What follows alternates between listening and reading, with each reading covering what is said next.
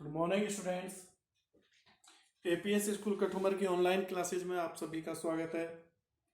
हमारा जो चैप्टर चल रहा है सेकंड चैप्टर एटॉमिक स्ट्रक्चर, इसमें हम बोर के परमाणु मॉडल के बारे में पढ़ रहे हैं। कल मैंने बोर के परमाणु मॉडल की जो मुख्य अवधारणाएं थी वो बता दी थी। मैंने आपको क्या क्या अवधारणाएं थी कि इलेक्ट्रॉन स्थायी वृत्ताकार कक्षाओं में या पथ पे चक्कर लगाते हैं, उन पथ को ही हम क्या बोलते हैं, कक्षा, कक्ष, शैल, ऊर्जा स्तर आदि नाम दिए गए इनको। और इलेक्ट्रॉन केवल उन्हीं कक्षाओं में चक्कर लगाते हैं जिनमें उनका कोणीय संवेग h/2π का पूर्ण गुणज होता है। और इलेक्ट्रॉन पर जो वैद्युत आकर्षण बल लगता है नाभिक के द्वारा, उसको अपकेंद्रीय बल संतुलित कर देता है। इस कारण से जब इलेक्ट्रॉन किसी कक्षा में, स्थायी वृत्ताकार कक्षा में चक्कर लगाता है तो ना तो ऊर्जा का अवशोषण करता है, ना ही उत्सर्जन करता है। और चौथी अवधारणा क्या थी कि जब इलेक्ट्रॉन निम्न ऊर्जा स्तर से उच्च ऊर्जा स्तर में जाता है तो ऊर्जा का अवशोषण करता है, और उच्च ऊर्जा स्तर से निम्न ऊर्जा स्तर में आता है, मतलब इलेक्ट्रॉन का संक्रमण होता है एक ऊर्जा स्तर से दूसरे ऊर्जा स्तर में, तो वो ऊर्जा का उत्सर्जन या अवशोषण करता है। और जैसे जैसे नाभिक से इलेक्ट्रॉन की दूरी बढ़ती है तो इलेक्ट्रॉन की ऊर्जा का मान भी बढ़ जाता है। इसका मतलब पहला जो कोश है, पहले कोश में अगर इलेक्ट्रॉन चक्कर लगा रहा है तो उसकी ऊर्जा सबसे कम होती है, उसे ही हम स्थायी कक्षा या ग्राउंड स्टेट कहते हैं। ग्राउंड स्टेट निम्नतम ऊर्जा स्तर, ग्राउंड स्टेट या स्थायी ऊर्जा अवस्था। इसके अतिरिक्त जो उच्च ऊर्जा अवस्थाएं रहती हैं उनको उत्तेजित अवस्था बोला जाता है। उनको क्या बोला जाता है? उत्तेजित अवस्था। ये कल अपन ने बोर की परमाणु मॉडल के में पढ़ा था। अब आपका आता है कि अगर इलेक्ट्रॉन चक्कर लगा रहा है कक्षाओं में या कक्ष में, तो उस कक्ष में इलेक्ट्रॉन का वेग क्या होगा, उस कक्ष की त्रिज्या क्या होगी, या उसमें इलेक्ट्रॉन की ऊर्जा क्या होगी। तो ये तीनों ही चीजें इंपॉर्टेंट है। इन तीनों के लिए ही हम सूत्र स्थापित करेंगे, कुछ क्वेश्चंस करेंगे। तो आज जो हमारा टॉपिक है वो है कि बोर कक्षा में इलेक्ट्रॉन का वेग ज्ञात करना। बोर की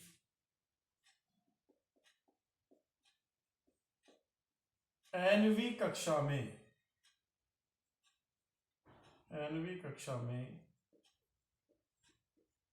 इलेक्ट्रॉन का वेग ज्ञात करना।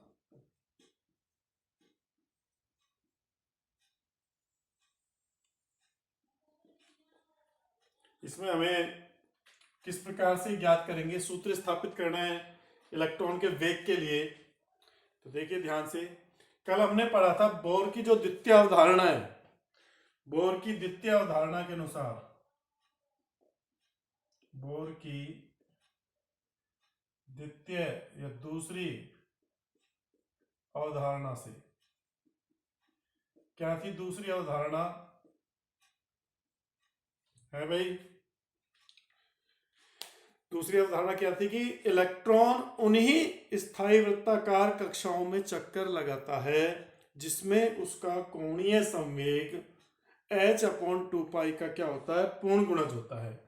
तो कोणीय संवेग बताया था mvr बराबर में nh/2π। ये समीकरण 1 हो गई।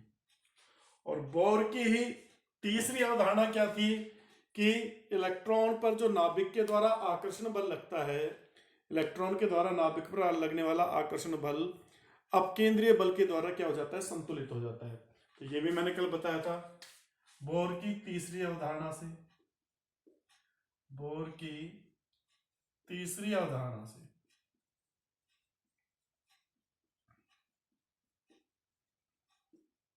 क्या थी कि इलेक्ट्रॉन और नाभिक के बीच जो वैद्युत आकर्षण बल लग रहा है,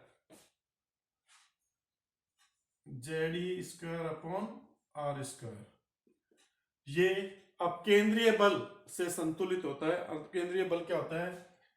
mv²/r।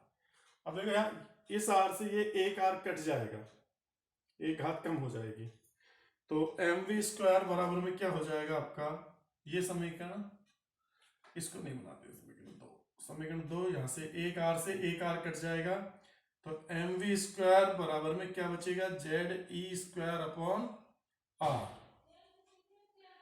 ये आपकी द्वितीय समीकरण होगी। ठीक है, ये क्या है, द्वितीय समीकरण। यहां से अपन आर का मान कैलकुलेट कर सकते हैं। आर बराबर में क्या हो जाएगा, N H upon 2 pi into M V.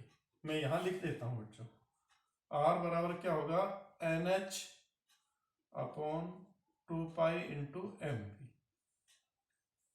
ये इसको समीकरण 1 नहीं मानते, इसको मान लेते हैं।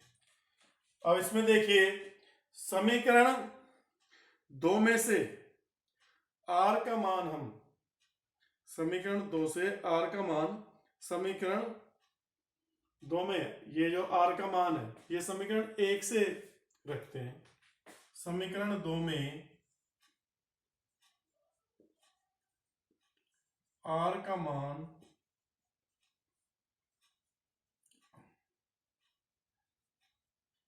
समीकरण 1 से रखने पर, भाई ये समझ में आ गया। द्वितीय अवधारणा से आर बराबर क्या होता है, N H upon 2 pi into M V. और तीसरी अवधारणा से क्या आया, एम वी स्क्वायर बराबर Z E squared upon R. तो इस आर का मान अपन यहां से रखेंगे, तो रख दीजिए,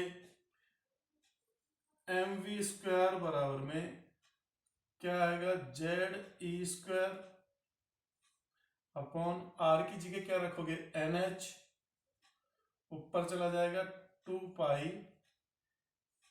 इंटू एम वी। अब देखो एक वी से तो ये एम वी से तो एम वी कट जाएगा, केवल यहां वी बचेगा अपने आप। हाँ बच्चों समझ में आ रहा है, इस एम से ये एम कट जाएगा, एक वी से एक वी कट जाएगा, तो क्या बचेगा यहां पर, वी बराबर में 2 पाई Z E squared upon N H. ये आपके समीकरण 3 मान लो। अब समीकरण 3 में देखो क्या क्या चीज स्थिरांक है, तो देखो दो संख्यात्मक मान है, पाई भी संख्यात्मक मान है, जेड, जेड क्या है, परमाणु क्रमांक, परमाणु क्रमांक। तो ये तो आपको अगर परमाणु दे देगा तो उसका परमाणु क्रमांक पता लग जाएगा आपको, हाइड्रोजन है, हीलियम है, लिथियम है, जिसके। ई, ई क्या है, इलेक्ट्रॉन पर आवेश, ई क्या है, इलेक्ट्रॉन पर आवेश।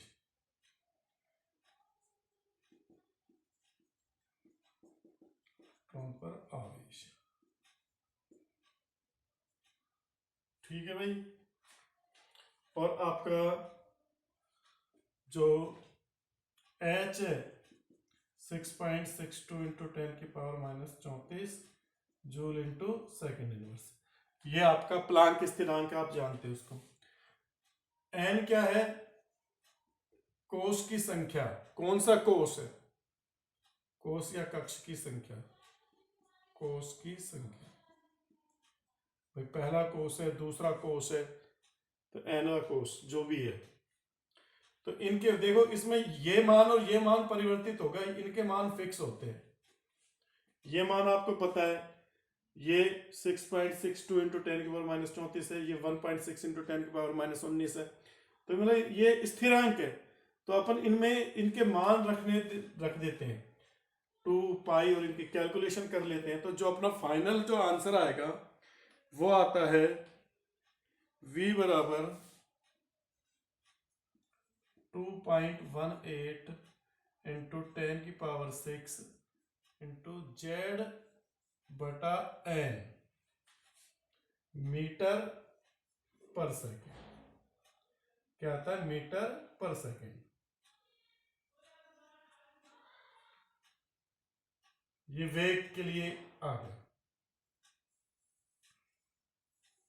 ये फॉर्मूला आपको ध्यान में रखना है। लेकिन अपन केमिस्ट्री में अधिकतर कैलकुलेशन सीजीएस में करते हैं, एमकेएस पद्धति में नहीं करते। तो सेंटीमीटर पर सेकंड में निकालने के लिए v बराबर 2.18 इंटू 100 से गुणा करोगे मीटर को सेंटीमीटर में बदलने के लिए, तो ये 10 की घात 8 हो जाएगा,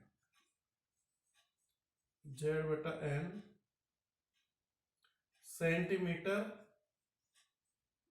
पर सेकेंड। तो ये फॉर्मूला आपको याद रखना है। nवीं कक्षा में इलेक्ट्रॉन का जो वेग होता है वो परमाणु क्रमांक के तो समानुपाती होता है, ध्यान रखना है, और कोष की संख्या के व्युत्क्रमानुपाती। इसका मतलब जैसे जैसे कोष की संख्या बढ़ेगी इलेक्ट्रॉन का वेग कम होता जाएगा, और परमाणु क्रमांक बढ़ेगा तो इलेक्ट्रॉन का वेग बढ़ेगा। इसका स्क्रीनशॉट ले लीजिए। ये दोनों ये फॉर्मूले आपको याद रखना है। अब ये किस प्रकार से फॉर्मूला बना ये मैंने आपको बता दिया। इसका डेरिवेशन है, डेरिवेशन कम आता है, डायरेक्ट ही क्वेश्चन आते हैं, तो आपको ये पूरा फॉर्मूला ध्यान में रखना है। इसको अच्छे से अपने माइंड में सेट कर लीजिए। इसका स्क्रीनशॉट ले लीजिए भाई।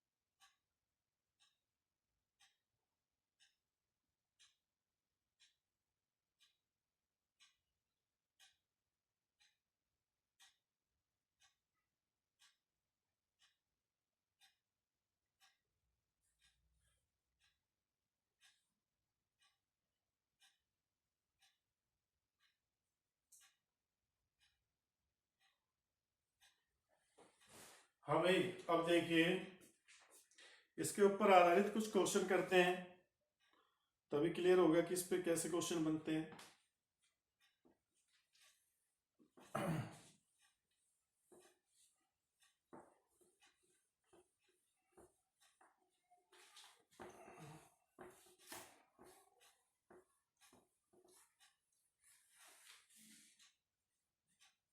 जैसे पहला क्वेश्चन है कि हाइड्रोजन परमाणु की द्वितीय कक्षा में, या एल कोश में कैसे लिख लो, द्वितीय कक्षा में इलेक्ट्रॉन का वेग ज्ञात कीजिए। इलेक्ट्रॉन का वेग ज्ञात कीजिए। क्या करोगे भाई, सीधा फॉर्मूला रखो। इलेक्ट्रॉन का वेग v बराबर में 2.18 इंटू 10 की पावर 8, 2.18 इंटू 10 की पावर 8 इंटू z बटा n सेंटीमीटर पर सेकेंड में आएगा।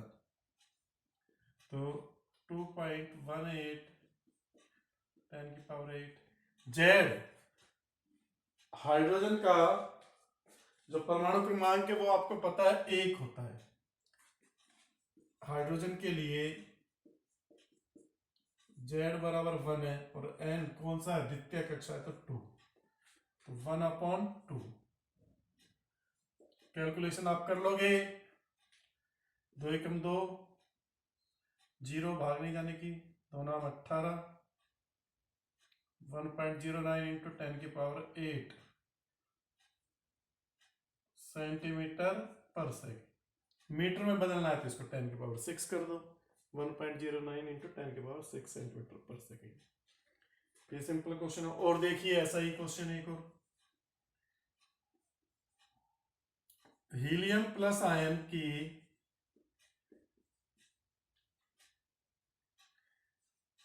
m कोश में उपस्थित m कोश में उपस्थित इलेक्ट्रॉन का वेग ज्ञात कीजिए।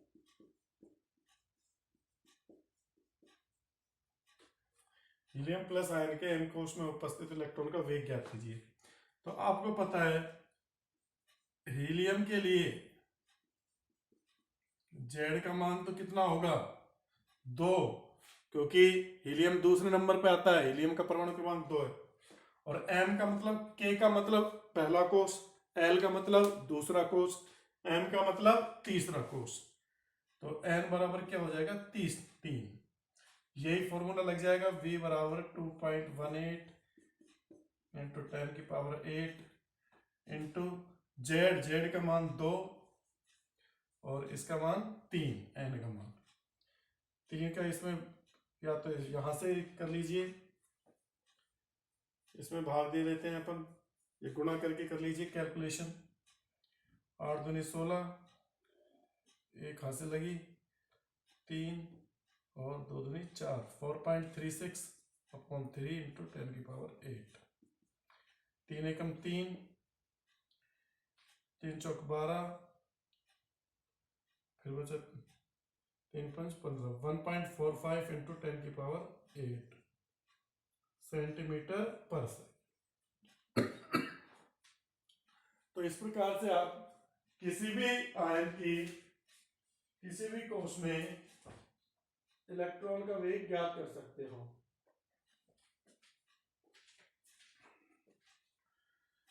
इसका स्क्रीनशॉट ले लीजिए भाई, फिर और क्वेश्चन करते हैं।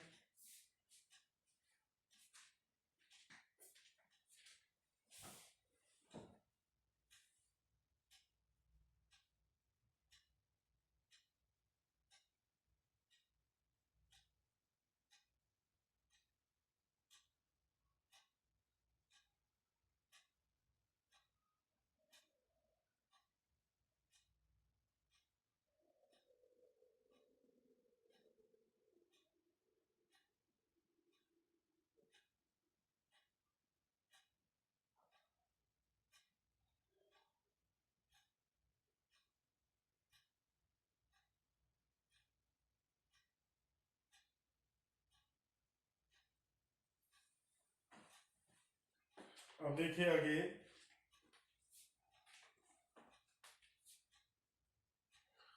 और क्वेश्चन देखिए।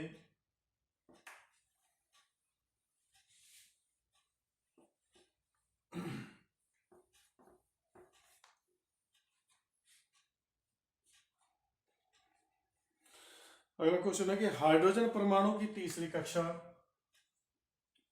हाइड्रोजन परमाणु की तीसरी कक्षा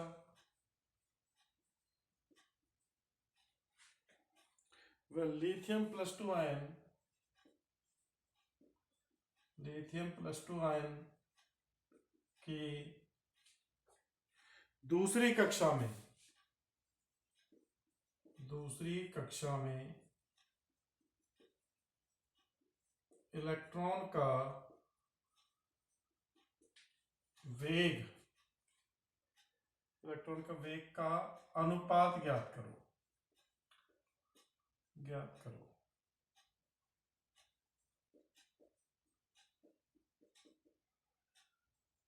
कैसे करोगे भाई? हाइड्रोजन परमाणु की तीसरी कक्षा, तो हाइड्रोजन परमाणु के लिए वेग VH क्या होगा 2.18 इंटू 10 की पावर 8 इंटू Z/N। ठीक है, तो हाइड्रोजन परमाणु की तीसरी कक्षा 2.18 इंटू 10 की पावर 8, Z का मान हाइड्रोजन के लिए 1 होता है और N का मान कितना है, तीसरी कक्षा है तो 3। ये तो समीकरण 1 बन गई हमारी। अब लिथियम प्लस 2 आयन के लिए ज्ञात करो भाई, लिथियम प्लस 2 आयन वही 2.18 इंटू 10 की पावर 8। Z का मान देखिए, लिथियम के लिए क्या रहता है, हाइड्रोजन हीलियम लिथियम 3, और दूसरी कक्षा में ज्ञात करना है तो 3/2। ये आपकी दूसरी समीकरण बन गई। समीकरण 1 में 2 का भाग लगा दो, समीकरण 1 में 2 का भाग देने पर भाई VH अपॉन VLI प्लस 2 क्या होगा। देखो ये तो समान है तो कट ही जाएंगे जब भाग लगाओगे, तो इनको तो लिखने की जरूरत ही नहीं है। सीधा आप तो क्या लिखोगे, VH का मान कितना था 1/3, इसके लिए 1/3, और VLI प्लस 2 के लिए कितना आया था यहाँ पर 3/2, तो VLI बराबर क्या हो जाएगा 3/2, तो 2 ऊपर चला जाएगा, 2:9 ये आ गया। देखो हाइड्रोजन परमाणु की तीसरी कक्षा में और लिथियम +2 आयन की दूसरी कक्षा में इलेक्ट्रॉनों के वेगों का अनुपात क्या रहेगा 2:9। ये देख लीजिए, इसका स्क्रीनशॉट ले लीजिए भाई।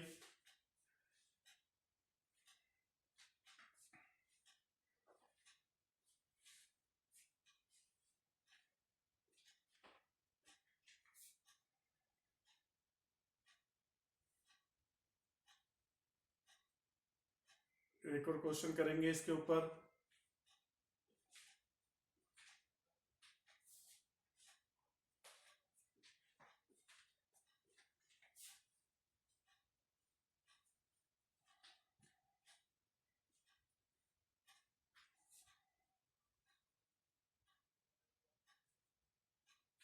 हाँ भाई बैठा दीजिए।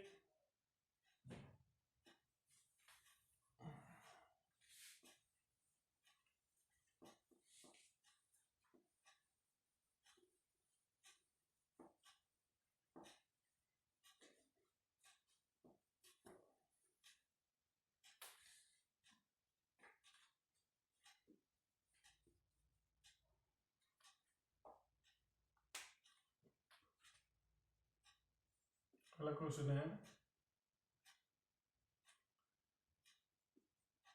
हीलियम प्लस आयन की प्रथम, द्वितीय व तृतीय कक्षा में इलेक्ट्रॉन के वेग का अनुपात ज्ञात करो।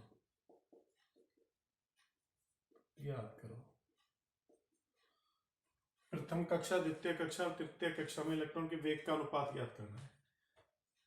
तो देखो आपको पता ही है वेग बराबर 2.18 इंटू 10⁸ Z/n सेंटीमीटर प्रति सेकंड।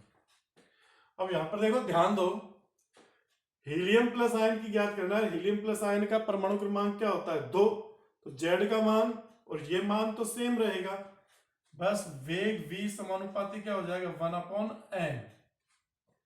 v समानुपाती क्या हो जाएगा 1/n, और n का मान क्या है कोस, प्रथम में, द्वितीय में और तृतीय में। तो v1 अनुपात v2 अनुपात v3 बराबर क्या हो जाएगा 1/n1 अनुपात 1/n2 n3। तो 1 2 3 n का मान भी, तो v1 v2 v3 भाई n का मान प्रथम कोष द्वितीय कोष चाहे सीधा ही लिख लो 1/2/3 सीधा सा है। तो 1/1 मतलब 1/1/2 और ये 1/3, 1/3 ये रेशो आ गया। ठीक है ना। सबसे ज्यादा वेग रहेगा पहले कोष में, फिर दूसरे कोष में, और फिर उससे कम तीसरे कोष में, घटता जाएगा क्योंकि v समानुपाती क्या होता है 1/n। ठीक है भाई, ये आपके बोर की 9वीं कक्षा में इलेक्ट्रॉन के वेग पर आधारित जो क्वेश्चन है और किस प्रकार से ये सूत्र स्थापित होता है वो मैंने आपको बता दिया। अगली क्लास में हम बोर कक्षा में बोर कक्षा की त्रिज्या ज्ञात करना वो पढ़ेंगे, उसके बाद इलेक्ट्रॉन की ऊर्जा ज्ञात करेंगे।